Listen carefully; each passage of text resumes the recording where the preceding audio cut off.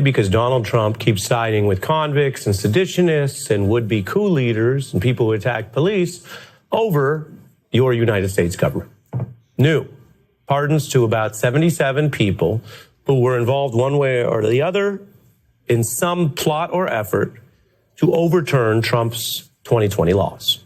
It includes names you know, like Rudy Giuliani, who has faced bankruptcy and over $100 million in defamation fines for this, former White House Chief of Staff Mark Meadows, who was indicted in Georgia, and a little-known lawyer who got very famous when he tried to steal the election, John Eastman. These are federal pardons that all connect to the elaborate, multi-layered scheme to keep Trump in office.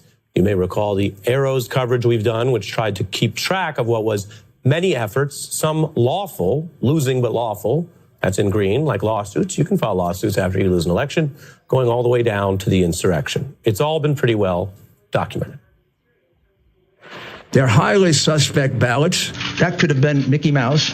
That could have been a dead person. I'd fire everybody that was involved in this election. Yes, I was part of the process to make sure there were alternate electors. The remedy was for Vice President Pence's, the quarterback in the Green Bay sweep, to remand those votes back to the 6 battleground states. I think a lot of that depends on the courage and the spine of the individuals involved. What Steve Bannon called courage, many juries of their peers found as crimes. These new pardons are federal. They're viewed legally as partly symbolic because at this juncture, the people getting them are not facing federal charges left over from the past. Pardons won't necessarily affect them at the local level. And no one thinks that the DOJ is currently credibly an independent operation that would investigate Trump's aides. Even Donald Trump has admitted in public he views it as a place for revenge, and that if you are with him, you're good. Giuliani, Epstein, Meadows, and Eastman are still facing pending independent cases in Arizona, where, just a reminder, the president is not the governor of Arizona and has no authority over that independent judicial system. Trump, you may recall, memorably, was also indicted in Georgia. That's his mugshot, along with Meadows. This pardon is federal. It does not relate to that. Now, Trump's retribution efforts are partly quite substantive and legal because they do things in court. But they also relate to a kind of autocratic narrative effort to erase what really happened. Because if you go back and look at the pictures and the video, we all saw the people beat down police and storm into the nation's capital and cavort around in embarrassing and sometimes dangerous manner. Everybody knows what happened. So apart from the pardons, there has been an effort with a lot of power and money behind it to, as they used to say, whitewash or erase or minimize the actual convicted sedition that occurred that day. It started on Donald Trump's first day in office. It is relevant tonight because we are watching another round of elections that go against him. The last time he faced this, and it mattered more than just a governor's race or the New York City race, the last time there was an election that rejected his party in the White House, those are the crimes that were committed in his name. Today, again, he makes it very clear he is on the side of those crimes. We are joined by Ty Cobb, who brings a special expertise here. He is a former Trump White House attorney in the first term. He dealt with the Mueller probe. He has previous experience as a prosecutor. He has since spoken out about what he views as the import of the independent rule of law. Welcome back. Hi, Ari. Nice to be with you. Thanks for having me. Appreciate it. Your view of these pardons? So I think, well, it was fascinating listening to your lead. And, you know, Trump's so proud of his insurrectionist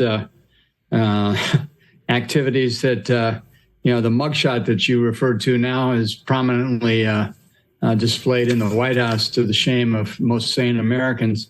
And while you speak, we'll put that up because we thought we might get there with you. The effort to kind of repurpose his view of the mugshot. I think we have this. I'll tell my producer, C1, I think we have it. Go ahead, sir. Yeah, no. So I think, you know, the pardons today really have nothing to do about protecting the individuals involved at all. I mean, they're ineffectual in that regard. Nobody's currently under federal indictment, and nobody's going to be indicted at the end of Trump's term because the statute of limitations will have run. So totally ineffectual as a matter of law. I think that there's really very little doubt that the pardons relate a little bit to what happened last Tuesday and the recognition in the White House and in the MAGA world that they may only have a year left of total domination. They could lose the House, perhaps the Senate, but certainly the House is threatened at this stage of the game from Republican control.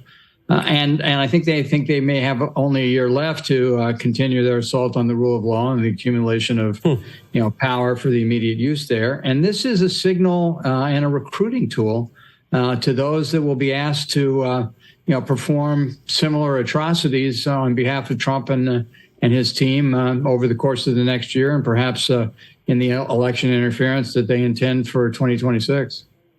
You're saying something very alarming, and you worked as a Trump White House lawyer, so you know how some of this thinking goes. You're suggesting if they just wanted to sort of give Giuliani a solid, they could have done this a long time ago, that after Tuesday, they look at this as an illicit kind of signal or potential kickback the next time. That sounds like the baseline for planning to break election law. Yes, this is look at what I'm doing for my friends. I'll take care of you in the future. Wow. And that's not good. No, it's not good. And it's they feel totally unrestrained, of course, by the law or legal requirements. And it's we have 77 people who just got pardons, presumably because they were criminals. And I don't think you can sugarcoat that. I'm not sure I would have wanted one of these pardons. But the reality is, I think they have plans for 2026. If you just look at what they've done, they've eliminated the election law enforcement at the Department of Justice. They have all but shuttered the public integrity section, reducing the number of lawyers there from over 30 to less than 5 now. The guardrails that would have protected us and ensured an election integrity are down, and I think they intend to run whatever through it they can. Yeah.